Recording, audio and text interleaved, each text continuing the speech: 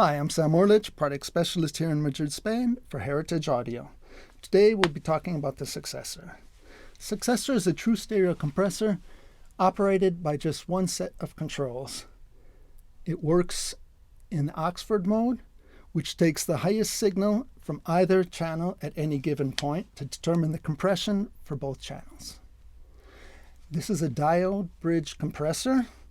Therefore, it excels at producing second-order harmonic content, which is great for providing that vintage tone.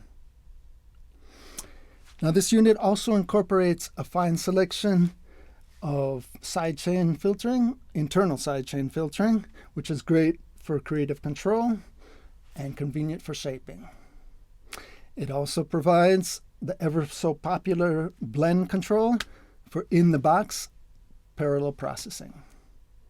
And I'd be remiss not to mention that it ends up on our famous Class A output stage. Okay, now onto the connections on the back panel of the Successor. First thing you're going to want to do is make sure you have your 5-pin cable firmly plugged in here for your power supply. Then you're going to grab a line level signal, plug that into the input. I should mention that all the inputs and outputs are transformer coupled, car and hill. Next up, you're going to grab another XLR cable, take the female end, plug that into the output, take the male end, and plug that into your sound card.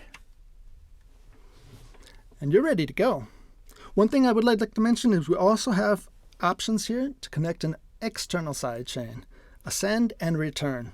If you want to go out to a graphic EQ, for example, come right back in, and these are unbalanced connections. Okay, that should do it. Okay, now we'll be going over the different features that the Successor has to offer.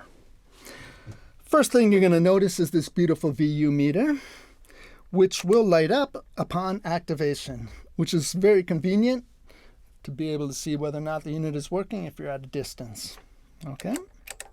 Next up will be the threshold control, which is soft step from 20 to -20. A very extensive range for a compressor.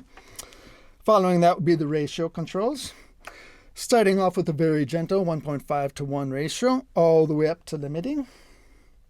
Onto that are our attack and release controls, which are extremely fast for a unit like this, something you'd be impossible to find on a vintage unit.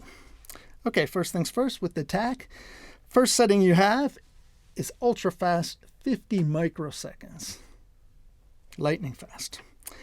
All the way up to 20 milliseconds. Okay. Releases begin with 20 milliseconds, all the way up to 400 milliseconds, as well as 2 additional automatic settings, A1 and A2. Then on to the internal sidechain filtering, which is very nice. You have the options of nothing at all, 80, 160, and then we have 2 mid-frequency options, either at 800 or 3K, which can be great for de-essing or other creative uses.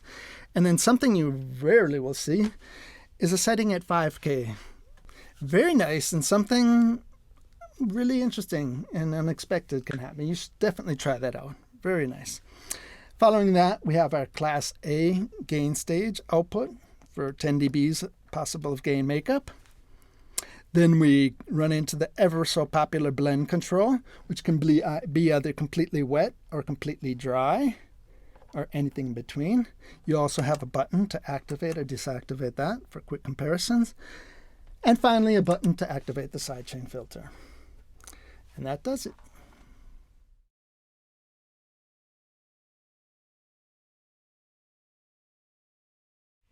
Okay, thanks for spending this time with us. Hope we've been able to answer any questions or doubts you may have had about the unit. Nonetheless, you can always get in contact with us through our webpage here at Heritage Audio. We would like to also mention that this makes a fine pair with our Synth EQ, another stereo unit.